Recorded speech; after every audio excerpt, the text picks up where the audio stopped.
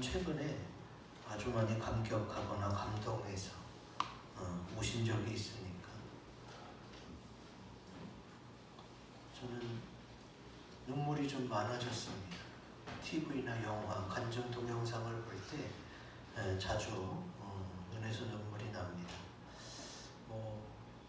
남자는 태어나서 3번 운다 이런 얘기도 있지만 실제로 눈물을 흘리지 않아도 마음에서 울었다면 그것까지 다 운 거라고 포함해야 될 것입니다.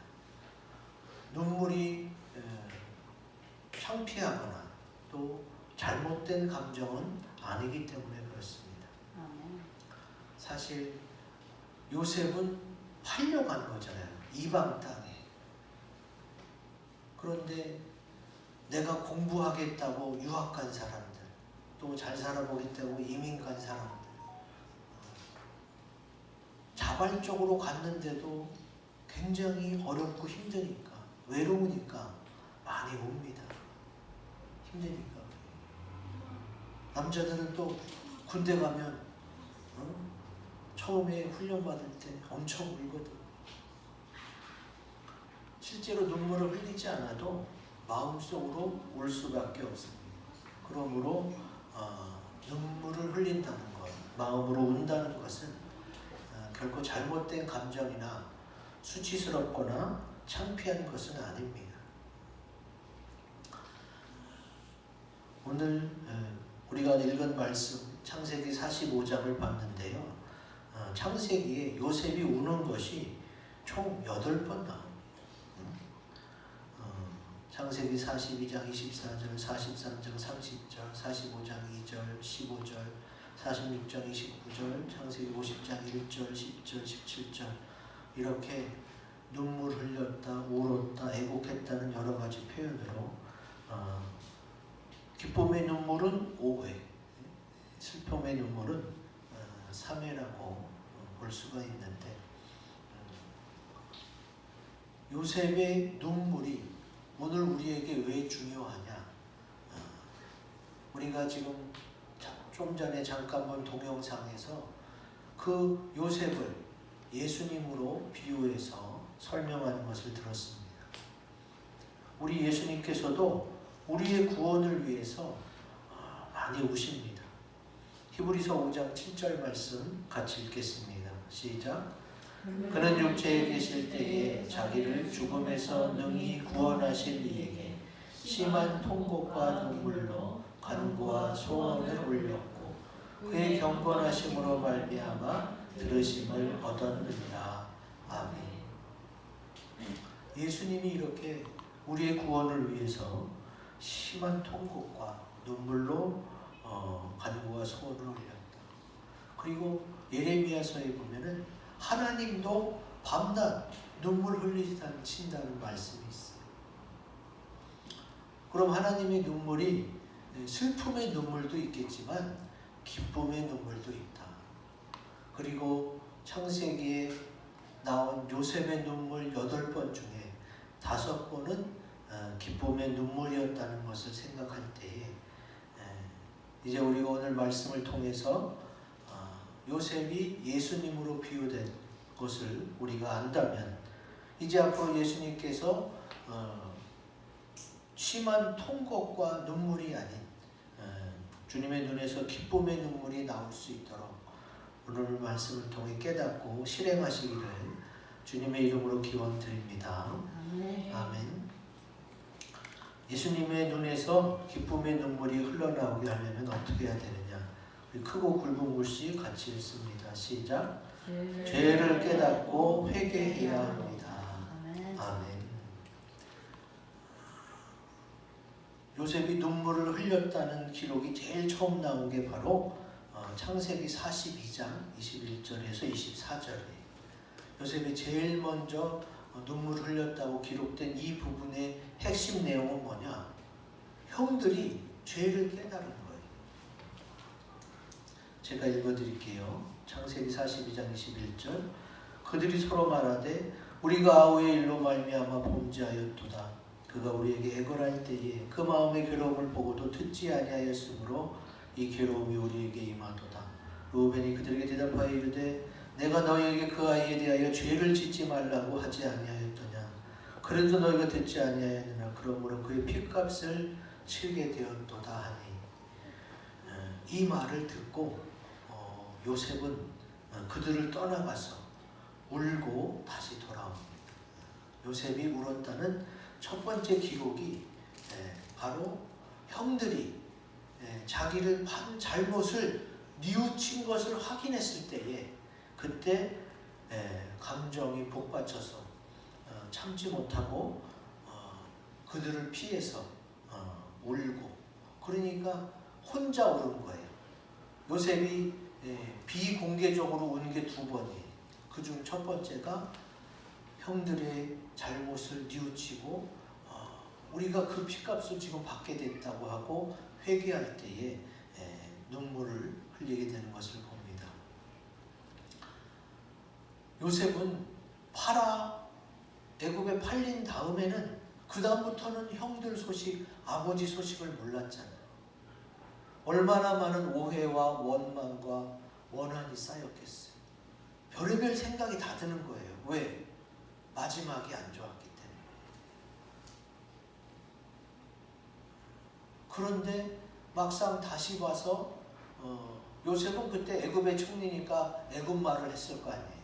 그리고 야곱 족속 요셉의 형들은 히브리 말로 하고 그 둘 사이에 통역하는 사람을 세웠기 때문에 서로 못 알아듣는 줄 알았죠. 근데 요셉은 형들을 보자마자 단번에 알아봅니다. 왜 그랬을까요? 보고 싶었던 거예요. 자기 고향, 가족 보고 싶었고, 그리고 형들은 어떻게 해요? 요셉의 일만 생각하면 마음이 아프니까 잊어버리고 싶었겠죠. 잊어버리고 싶은 사람에게는 봐도 못 알아봐요. 근데 몇십 년이 흘러도 보고 싶은 사람, 궁금한 사람에게는 보면 알 수 있습니다.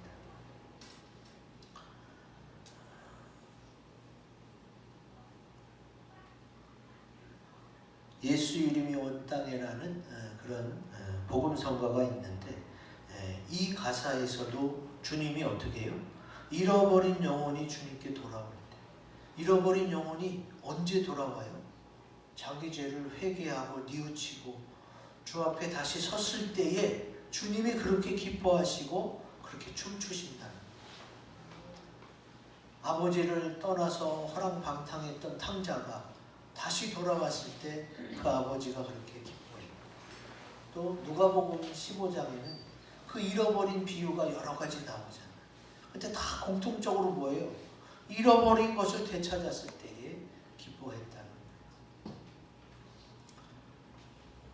요셉은 성경에는 8번 기록이 남죠. 울었다는 기록. 근데 뭐 마음속으로 울은 것까지 하면 얼마나 많이 울었겠어요. 낯설고 물서른 땅에서 사실은 처음에는 언어도 안 통했을 거 아니에요. 근데 그 이국 땅에서 언어를 배워가면서 맞아가면서 배고파가면서 종이었으니까 죽여도 살인죄가 아닌 그런 노예 취급을 받으면서 하나님의 은혜로 그가 애굽의 총리까지 된 거잖아요. 그러고 나서 이제 형들을 만났더니 형들이 자기한테 그렇게 한 것을 뉘우치고 있었다. 그러니까 그 현현이 쌓였던 오해와 원망이 풀어지고 감사한 마음이 들지 않았겠어요. 하나님이 나를 통해서 우리 야곱 족속을 구원시키려고 나를 먼저 애굽 땅에 보내셨구나. 그것이 확실하구나 하는 깨달음을 얻게 되니까 감사의 눈물, 기쁨의 눈물을 흘리게 되지. 그리고 이게 왜 중요하냐면은 여러분도 아시겠지만 얼마 전에 김미아 권사님의 할머니께서 돌아가셨어요. 근데 그분이 돌아가시기 전에 돌아가신다는 얘기는 계속 많이 들려왔어요. 왜? 위급하니까. 근데 매번 다시 살아나는 거예요. 그래서 혹시 몰라서 아직 구원의 확신이 없나? 그래가지고 그 요양병원 중환자실에 그 호스도 달고 주사도 여러 개 달고 중환자 중에서도 중환자였더라. 근데 정신은 멀쩡해요. 의식을 잃고 치매기가 있어서 구원에 대한 확신도 없는, 그리고 고백도 못하는 상태가 되기 전에 저랑 권사님이 면회를 갔죠. 가서 할머니 살아오면서 죄 많이 지셨죠? 그랬더니 아유 죄 많이 졌지, 그러시, 정신을 온전하니까. 근데 그 모든 죄를 예수님의 피로 다 씻어주셨어요. 그랬더니 아유 그래 고맙네. 마음에서 진정으로 나오는 자기 그 모든 들어온 죄를 예수님이 다 씻어줬다니까 아이고 고맙네. 나중에 돌아가셨을 때 보니까 그분이 집사님이더라고요. 그러니까 교회 다니고 집사님까지 되셨는데 복음의 핵심, 예수님의 십자가 피로 우리의 모든 죄가 씻어졌다는 그거는 모르고 그냥 교회만 왔다 갔다 하는 거예요. 그런 상태에서 돌아가셨으면 어떻게 해요? 천국에 간다는 보장이 없죠. 그래서 혹시나 몰라 중환자실 면회 하루에 딱 한 번밖에 안 되는, 15분밖에 안 되는 그때 가서 복음을 전한 거예요. 혹시 몰라서. 근데 하나님은 그것 때문에 살려놓으신 거예요. 김미아 권사님의 할머니를 구원시켜서 천국에 들어가기 위해서 그렇게 많은 죽음의 고비를 계속 살려놓고 복음을 전했잖아요. 저희가 목요일날 가서 복음을 전했는데 그 멀쩡하시던 분이 그 다음날부터 의식이 불명했어요. 못 알아봐 사람을. 그리고 얼마 안 돼서 돌아가셨어요. 하나님이 정말 그 영혼을 구원하시기 위해서 역사하셨다는 게 너무나도 확실해집니다. 근데 왜 그렇게 그게 중요해요? 자신의 죄를 고백했잖아요. 나 평생 많은 죄를 지었어. 근데 예수님이 다 씻어주셨대요. 아 그래 고맙네. 이제 그걸 믿으시고 천국 가시면 돼요. 그랬더니 아멘 하시더라고요. 그래서 그 절차가 이루어지니까 어떻게 해요? 이제 중환자실에 오래 있어봤자 뭐 하겠어요? 좋은 천국에 빨리 가는 게 좋지. 하나님께서 그 영혼을 또 우리들을 사랑해서 우리의 죄를 깨닫고 회개했을 때, 우리의 잘못을 뉘우쳤을 때에 주님께서 기뻐하십니다. 그리고 주님이 계속해서 어떻게 해요? 잘못한 것을 바로 깨닫고 바로 회개하고 바로 돌이키길 원하세요. 우리가 한번 용서받으면 그 다음부터 죄를 전혀 안 짓는 게 아니잖아요. 또 연약한 육신 때문에 죄를 짓지만 여전히 주님의 십자가 보혈의 권세는 영원하기 때문에 내가 그것을 믿고 고백하기만 하면 하나님께서 우리 모든 죄를 계속 깨끗게 하실 줄로 믿습니다. 네. 그래서 주님이 가장 첫 번째 기뻐하는 것, 요셉이 감사의 눈물로 첫 번째 흘렸던 게 뭐예요? 죄를 깨닫고 회개했을 때인 겁니다. 그리고 두 번째, 예수님이 기쁨의 눈물을 흘리게 하시려면 크고 굵은 것을 읽어봅니다. 시작. 사랑의 예수님을 만나야 합니다. 아멘.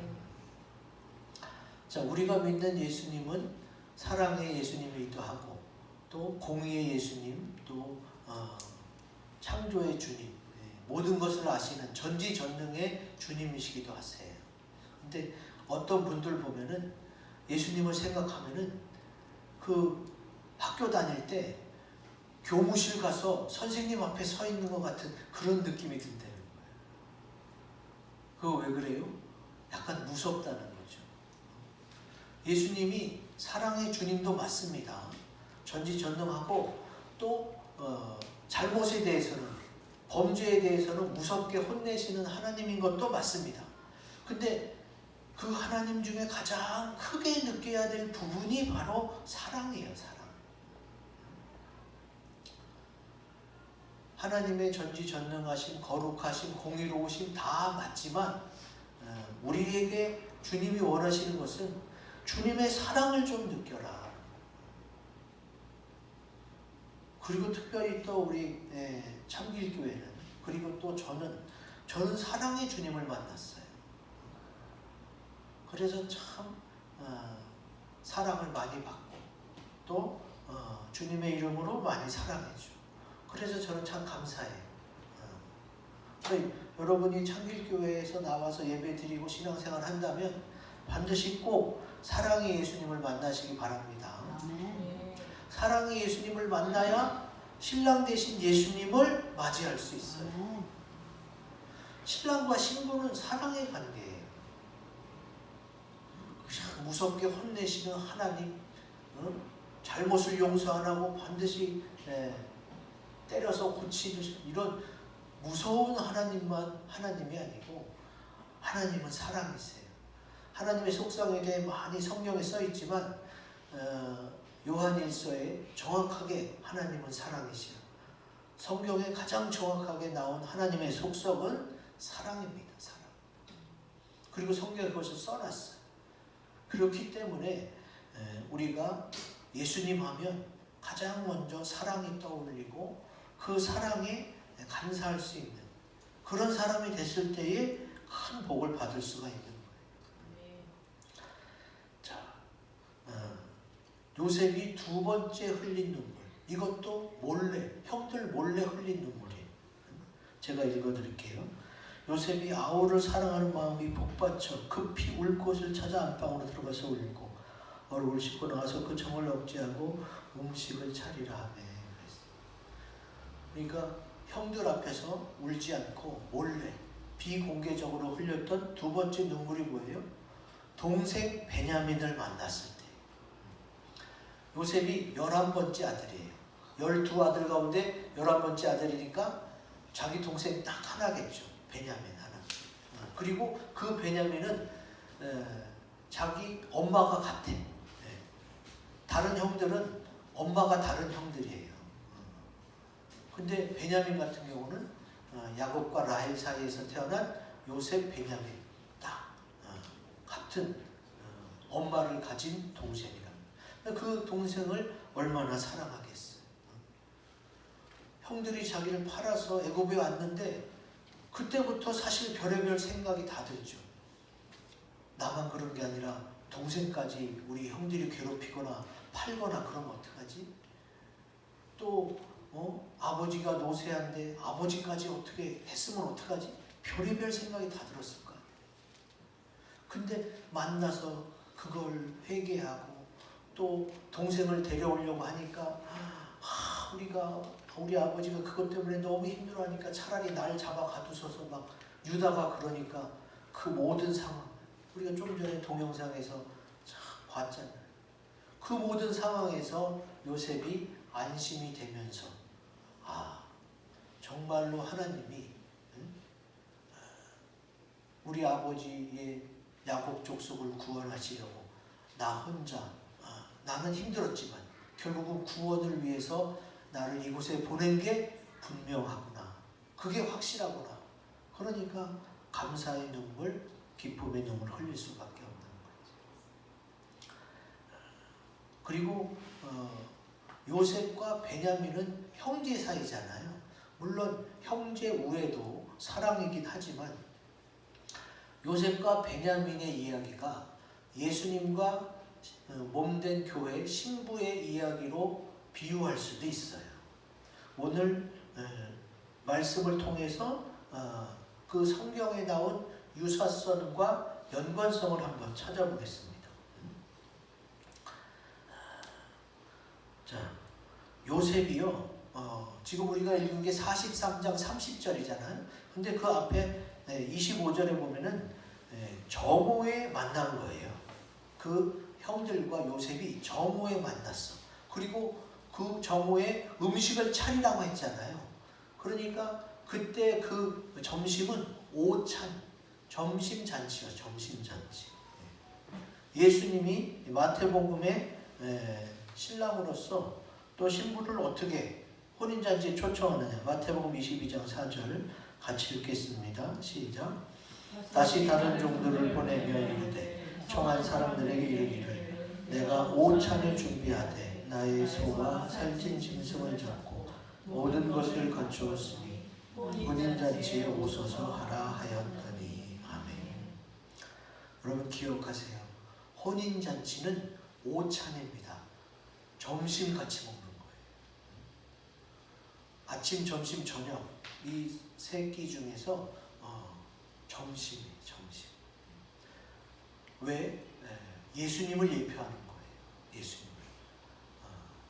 그래서 오찬이 바로 어린 양의 혼인잔치고, 요셉에게서 찾아보자면 요셉이 예수님으로 비유됐을 때 요셉이 준비한 오찬에 누가? 베냐민이 왔어요. 그리고 베냐민은 어떻게 했어요? 사랑해서 울었다고 했죠. 그리고 베냐민에게 어떻게 했어요? 5배나 더 줍니다. 창세기 43장 34절 같이 읽습니다. 시작. 요셉이 자기 음식을 그들에게 주되 베냐민에게는 다른 사람보다 5배나 주매 그들이 마시며 요셉과 함께 즐거워하였더라. 아멘. 이게 그냥 뭐 간단한 점심 식사가 아니라 점심 잔치였다. 그리고 요셉이 자기 음식을 줬다. 여러분 떠오르는 게 뭐가 있어요? 요셉이 예수님으로 비유되면 예수님이 마지막 성만찬을 하잖아요. 돌아가시기 전에 이 떡은 내 살이다. 이 피는 내 음료다. 이 포도주는 내 음료다. 그러면서 주님의 살과 피를 우리에게 나눠주시죠. 그리고 열 처녀 비유 가운데 몇 처녀가 신랑을 맞이했어요? 열 처녀 가운데 5 처녀가 신랑 대신 예수님을 맞이했어요. 그리고 요셉이 자기 동생 베냐민에게는 5배나 더 줬어요. 그냥 한 숟가락 더 준 거 정도가 아니에요. 누가 봐도 너무 티나게 많이 준 거. 근데 그걸 뭐라 그럴 수가, 누가 뭐라 그럴 수 있어? 주는 사람 마음이지 그거는.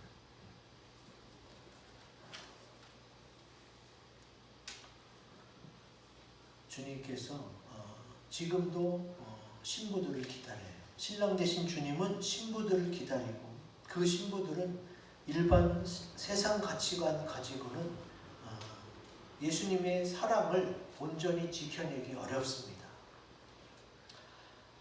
바울과 함께 사역했던 데마가 어떻게 바울을 떠났어요? 세상을 사랑해서 바울을 떠났어요. 그러니까 예수님과 나와의 관계는요, 사랑이 유지돼야만 신랑 신부의 관계가 유지되는 거예요. 우리나라 OECD국 중에서 이혼율이 1위인데 선진국으로 갈수록 그거는 높아질 수밖에 없어요. 신랑 신부가 헤어질 수밖에 없는 이유는 뭐예요?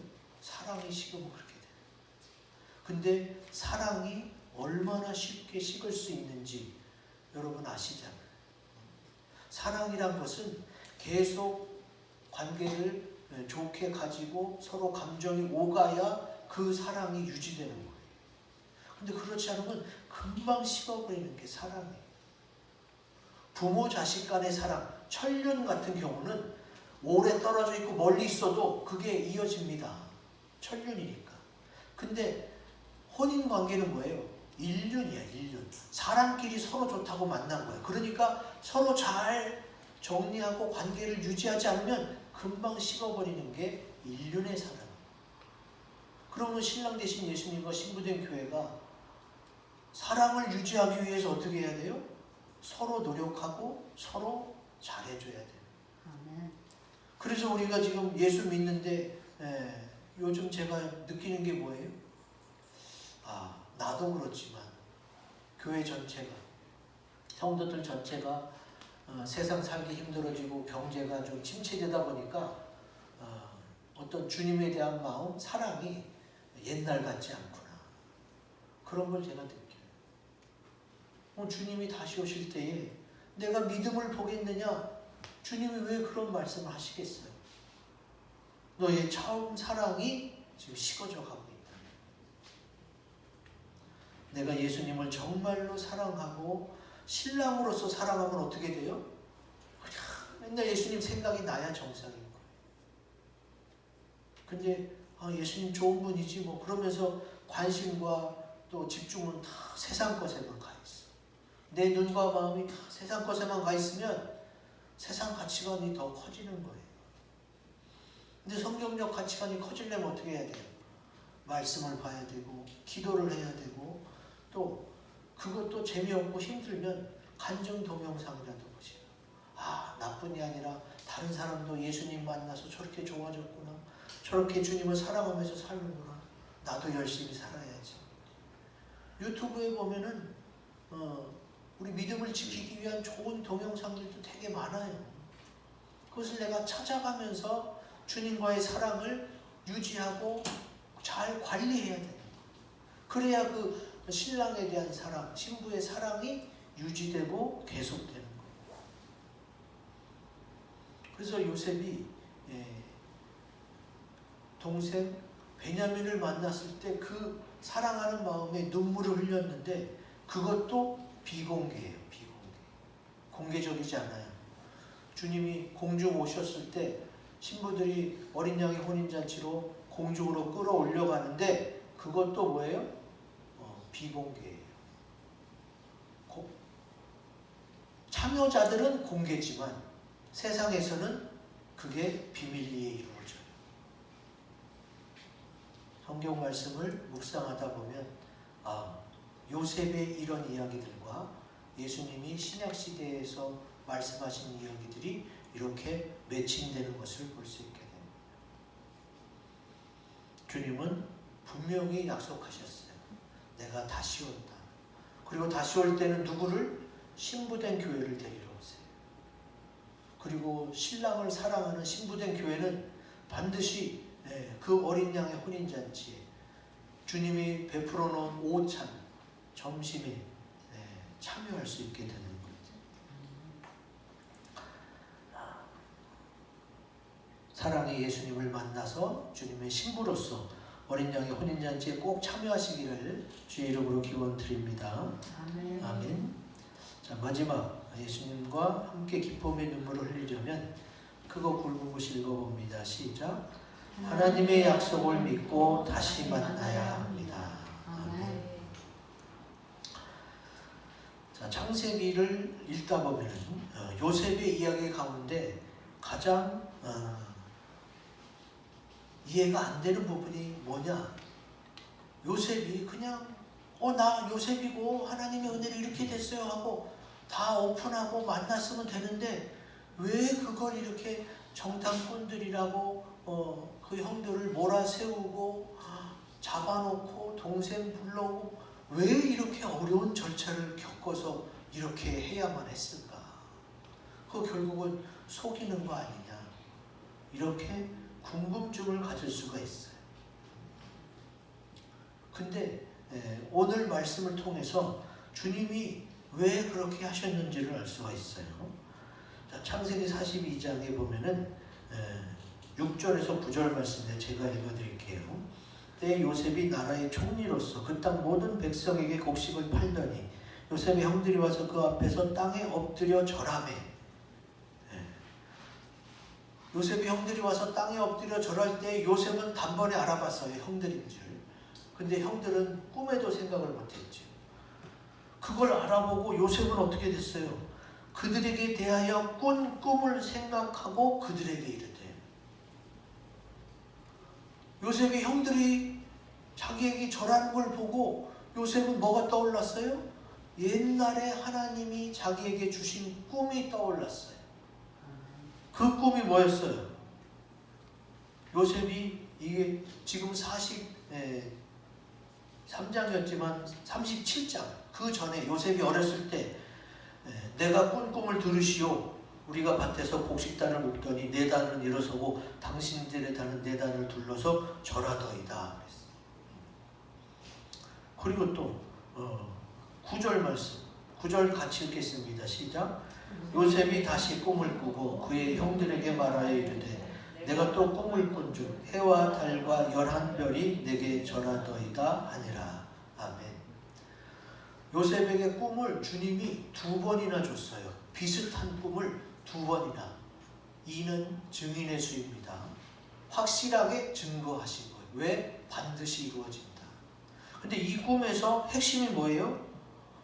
해와 달과 11별이에요. 지금 형들이 애굽에 와서 애굽의 총리에게 절합니다. 그 총리가 자기 동생인 줄도 모르고. 근데 그 형들이 몇 명이었어요? 응? 네. 11명은 아니었어요. 10명이 왔겠죠. 10명. 많이 와야 10명인 거예요. 근데 요셉이 꾼 꿈은 뭐예요? 해와 달과 11별이 절하는 거예요. 지금 요셉은 그 꿈을 생각한 거예요. 아, 하나님이 주신 꿈이 정말로 이루어지는구나. 근데 꿈에서는 해와 달과 11별이야. 그러니까 엄마, 아빠, 11형제가 다 자기한테 절하는 건데 내가 절을 받아야겠다는 그게 아니라 아, 다 만나는구나. 그걸 깨달은 거예요. 10명 형들만 만나는 게 아니라 다 만나는 거예요. 그러면 다 만나게 하려면 어떻게 해야 돼?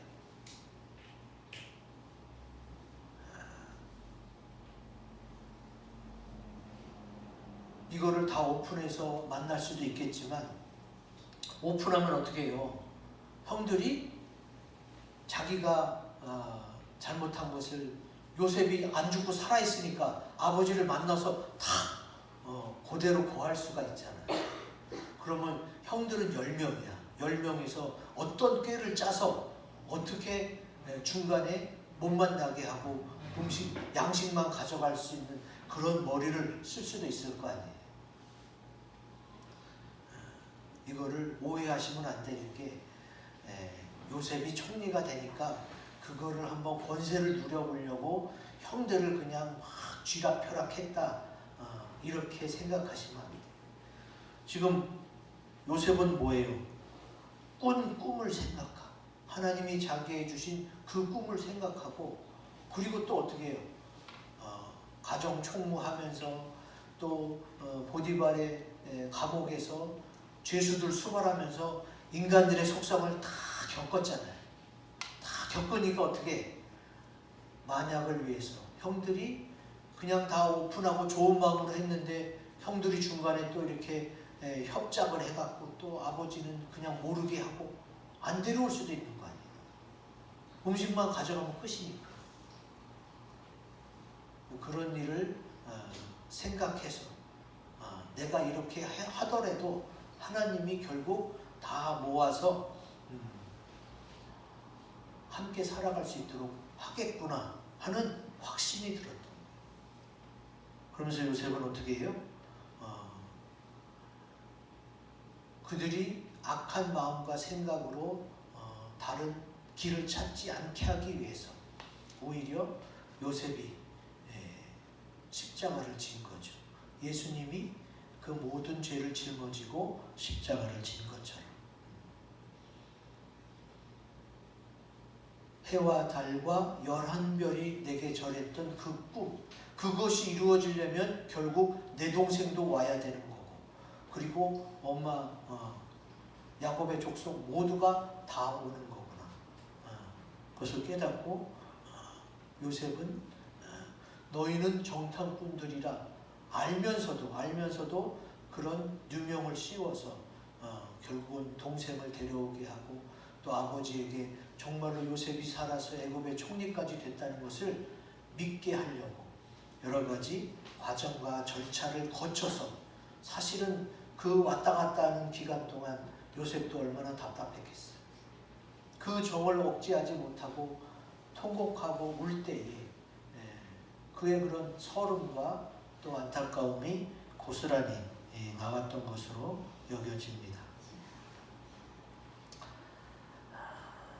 요셉이 형들을 정탐꾼으로 몰며 동생 베냐민과 아버지 야곱까지 데려오기 위한 계획을 세운 것은 그에게 주신 하나님의 꿈 때문이었습니다. 이제 하나님 우리에게 꿈과 비전을 주셨다면 그것을 이루기 위해서 주님은 반드시 일하실 거예요. 여러분이 올해 새로운 계획을 세웠고 어떤 비전을 받았다면 하나님은 그 약속을, 그 말씀을 반드시 이루실 줄로 믿습니다. 그러니까 여러분 그걸 붙잡고 기도하셔야 돼요. 요셉의 눈물이 기쁨의 눈물이 될 수 있었던 것은 약속이 이루어졌기 때문에. 하나님이 여러분에게 올해 주신 말씀, 또 그 전에 주신 비전들이 반드시 이루어질 줄로 믿습니다. 그러니까 그거를 믿고 그것을 위해 기도해야 돼요. 오늘 이 말씀을 가지고 우리 합심해서 기도합시다.